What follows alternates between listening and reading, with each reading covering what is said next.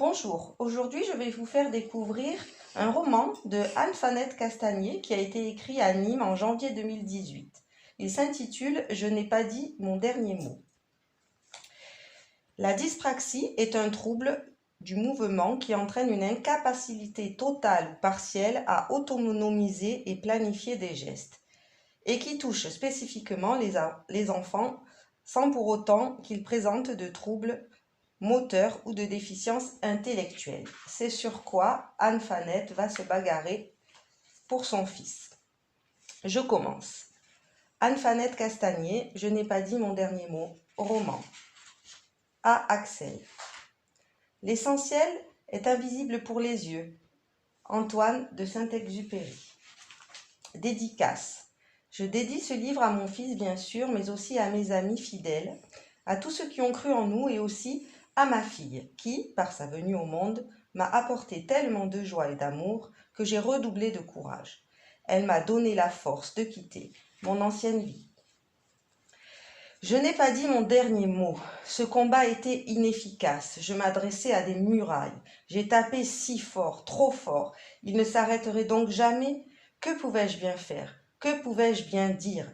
Je n'ai pas compris. Je croyais que l'école s'adressait à tous, que les profs étaient ouverts. Ironie, science-fiction même. Axel n'était ni handicapé, ni ordinaire. Il ne rentrait dans aucune case. Il était considéré comme hors norme.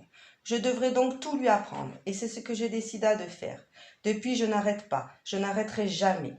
Un jour, mon fils, tu seras roi, je te le promets. Je t'aime, maman. Préambule.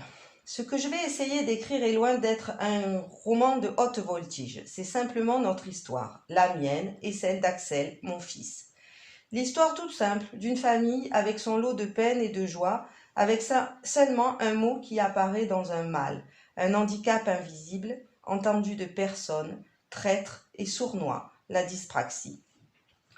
Tout au long de cet écrit, vous lirez mes craintes, mes doutes, ma culpabilité, mon impuissance, mais aussi mon acharnement, mon amour, mon combat pour que mon fils entre dans la société et qu'il y trouve sa place.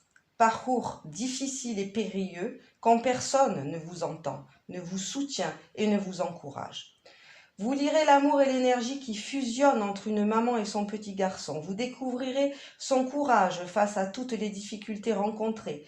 Mais au fil des lignes, j'ai eu besoin de parler de moi, comme une échappatoire. Alors, j'ai écrit. Aujourd'hui, je me livre à vous sans pudeur. J'explique tout. Car lorsque la dyspraxie est venue taper dans notre vie, elle a tout bouleversé, en moi et autour de moi.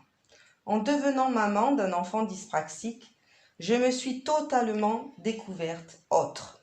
J'ai souffert, culpabilisé, lutté, pleuré, parce que je me suis aperçue que j'étais seule avec mon fils dans ce combat étrange où j'ai été jugée et humiliée. Mais au bout du compte, cette souffrance m'a rendue forte, puissante, inébranlable. J'ai communiqué tout cela à mon fils en le mettant au monde. Je suis née à nouveau, moi aussi. Si j'écris ce livre, enfin, ce témoignage, c'est pour envoyer un message à toutes les mamans et à tous les enfants handicapés, lourds ou non, car je crois que vivre un handicap, c'est difficile. Si petit soit-il, il n'y a pas de degré dans la souffrance, il n'y a pas de loi. En fait, ce n'est pas le handicap qui fait souffrir, c'est le regard que l'on porte sur lui. Mon enfant est différent, et alors? Mon enfant est malade, et alors? Et puis j'envoie ce message aussi aux autres, aux gens dits normaux. Je ne suis pas une sainte, ni une personne complètement anéantie, ni quelqu'un qui porte un fardeau énorme sur son dos, et mon fils est heureux et bien dans sa peau. Nous ne sommes pas des races à part. Alors pourquoi cette fuite, ces regards compatissants? Est-ce la souffrance et la différence qui rendent moins idiots? Pourquoi dire à vos enfants lorsqu'ils rencontrent un enfant handicapé « Sois gentil avec lui, tu comprends, ce n'est pas de sa faute, il est handicapé ». On peut très bien être handicapé et méchant, tout comme on peut être handicapé et avoir envie de côtoyer des personnes qui ne le sont pas. Le handicap, c'est juste un truc dans notre corps ou dans notre tête qui ne fonctionne pas comme il le devrait. Ça n'a rien à voir avec la personnalité et le caractère. Somme toute, je voudrais que toutes ces lignes ouvrent le cœur de tous, car on a besoin les uns des autres pour avancer dans la vie. Il faut s'aimer, accepter les différences. Nous, parents, aidons nos enfants à n'avoir aucun préjugé. Apprenons-leur à donner, à comprendre, à entendre, à communiquer avec tous. Essayons au moins. Axel s'est battu de toutes ses forces et il m'a donné de sacrées leçons de courage. C'est grâce à lui que je me suis ouverte. Ce récit est pour lui. C'est son histoire. Et le plus important dans ces lignes, ce n'est pas la dyspraxie, ni comment on en vient à bout, mais plutôt ce qu'elle a changé en nous, dans notre cœur et dans notre tête. On est devenu plus fort, meilleur, plus tolérant aussi, solidaire. Axel a appris, à travers sa différence, le courage, le don de soi, et surtout combien l'amour et le soutien des autres est important. Il a appris à s'aimer, à aimer, et cela, c'est un sacré passeport pour la vie. Quant à moi, je n'aurais jamais cru pouvoir aimer et me sentir aussi proche de quelqu'un dans ma vie.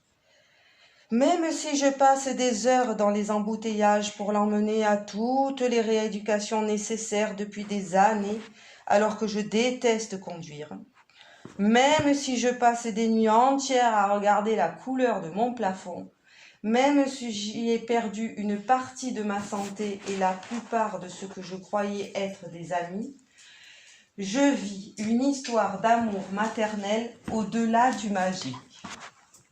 J'ai une chance merveilleuse d'avoir le privilège d'être sa maman, car ce gosse est un trésor, un concentré d'amour, le must du must, et je vous assure que je suis très objective.